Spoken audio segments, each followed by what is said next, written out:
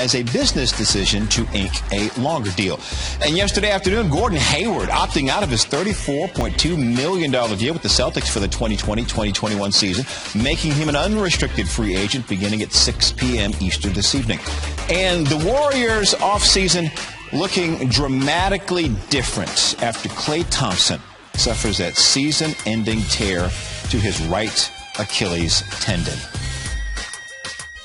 Brian Windhorst has much more on this story. Brian, how's the Warriors front office approaching the season after this Klay Thompson news? As contenders, Jay, because they really had, there's a silver lining here.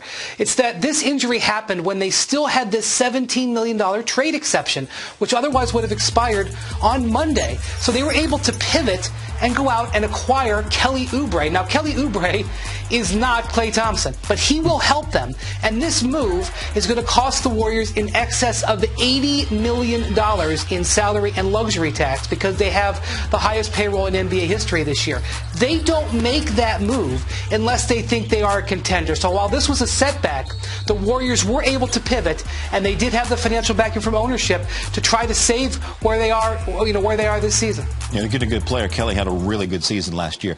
Brian, elsewhere, the free agency market just got a huge addition to it as Gordon Hayward is opting out of his $34 million contract with Boston. He's now in line to become an unrestricted free agent.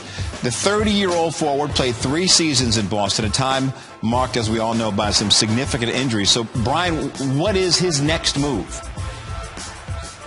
Yeah, so he has been, well, not he, but his agents has been sort of looking around the league where he could go before making this decision. And it's not 100% clear where he's got a landing spot, but the expectation is he has a landing spot opting out of $34 million.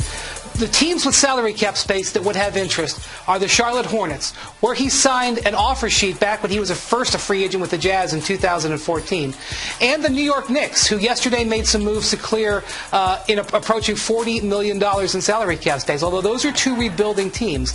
A team that could be out there for him is his hometown Indiana Pacers, but they don't have salary cap space, and so they would have to work out a sign and trade with the Celtics. Not impossible, but complicated. And I'm also not going to rule out that he goes back to the Celtics on a different deal that is longer term. Gordon Hayward's going to get paid. We'll see today or tomorrow where that's going to happen. A story, Brian, that just seems to get more intriguing by the hours. Bogdanovich and his sign-and-trade agreement with Milwaukee that fell through. Bogdanovich then planned to enter restricted free agency, and